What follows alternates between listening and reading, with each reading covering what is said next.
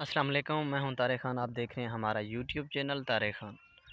पाकिस्तान में एक दिन से दूसरे दिन नए पार्टियों के आगाज़ हो रहे हैं। अभी एक नया पार्टी आया हुआ है पीटीआई पार्टनर्स के नाम से, जो कि पहले आया था इस्तेकाम पार्टी पाकिस्तान। उसमें भी लोग धड़ाधड़ गए थे। इसमें भी लोग करीबन आज के दिन में मेरे ख्याल में 57 लोगों का शमूलियत हो चुकी है, जो कि इसका सरबराह है परवेज़ खटक, और इसके साथ है खैबर पख्तूनख्वा का वज़ीर आला जो इमरान खान के दौर में था, महमूद खान। वो भी इसी पार्टी में शमूलियत कर चुके हैं। जो काम कर रहा है ये इस्टेब्लिशमेंट करवा रहा है। जो भी पार्टी लेके आ रहा है इस्टेब्लिशमेंट लेके आ रहे हैं। इनका एक ही बात है, इमरान खान को नहीं आने देना। पाकिस्तान को जो भी नुकसान पहुँचने दो, मगर इमरान खान को रास्ते से हटाया जाए, बस इनका यही बात है। मगर इमरान खान ने बोला कि मैं डट के खड़ा हूँ और खड़ा रहूँगा।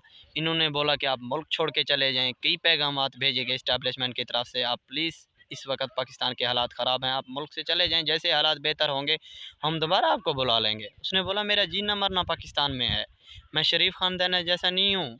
मैं बोलूँगा कि मेरे पाँव में गोलियाँ लगी हुई हैं, मेरे हड्डियों में दर्द है, मैं इसलिए लंदन जा रहा हूँ। नहीं, उसने बोला कि मैं पाकिस्तान में अपना इलाज कराऊँगा और पाकिस्तान में ही रहूँगा।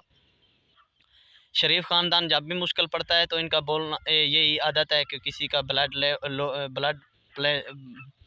लो हो जाता है, किसी का प्लेटलेस्ट ख़त्म हो जाते हैं, सीधे इधर से लंदन चले जाते हैं। लंदन पहुंचते ही, जहाज़ पे बैठते ही इनका तबीयत फिट हो जाता है। पाकिस्तान में एक बात याद किया जाए, ये बोलते हैं कि पाकिस्तान में इमरान खान ने क्या नहीं किया। पाकिस्तान में इमरान खान ने क्या कुछ किया पौने 4 साल में। इमरान खान ने सब कुछ किया। इमरान खान ने तुम्हारे शरीफ ख़ानदान और इस्टेब्लिशमेंट का पूरा छट्टा खोल दिया कि ये क्या कर रहे हैं मुल्क में बैठ के। ठीक है ना, सब कुछ सबको पता चल चुका है कि इस्टेब्लिशमेंट पाकिस्तान में क्या कुछ करवा रहा है, क्या कुछ नहीं करवा रहा। सियासत में मुदाखलत कौन करा रहा है, ये सियासत में मुदाखलत असल कौन करता है, ये इस्टेब्लिश खुद करता है। किसी का सीट कहीं भी हार रहा हो तो इस्टेब्लिशमेंट को फ़ोन करते हैं, फ़लानी जगह पे हम हारे हैं, हमें जितवा जाएँ।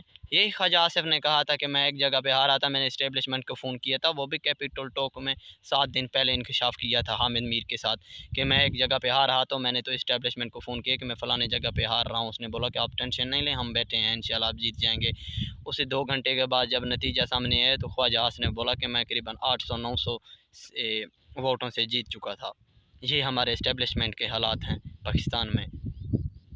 इमरान ख़ान को हटाने के लिए ये हर हद तक जाएंगे, मगर इमरान ख़ान भी इनका गले का हड्डी बन चुका है, क्योंकि उसको एक ही रास्ते से हटाया जा सकता है, या उसको कत्ल किया जाए।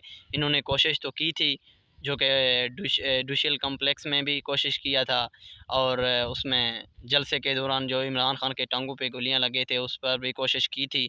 उसने बोला कि जनरल फैसल नसीर इसमें मुलव्वस है, तो इन्होंने बोला कि ये मुल्क से गरदार कर रहा है, ये मुल्क से गरदार करे, इसके मुकदमा इस पर किया जाए कि मुल्क का गरदार। ये मुल्क का गरदार बन चुका था अभी इमरान खान। ठीक है ना, शरीफ ख़ानदान को जब भी मुश्किल वक्त पड़ता है तो यहाँ से भाग जाते हैं लंदन में, जरदारी दुबई भाग जाता है। कभी बोलते हैं हमारा फ़लाना बीमारी है, कभी बोलते हैं हमको फ़लाना बीमारी है, कभी बोलते हैं हमको फ़लाना बीमारी है। इमरान खान को 180 केसेस के सामने हर दिन एक दिन फ़लाना अदालत, कभी फ़लाना अदालत। इमरान खान ऐसे बन चुका है जैसे हर रोज़ ऑफिस पे चला जाए।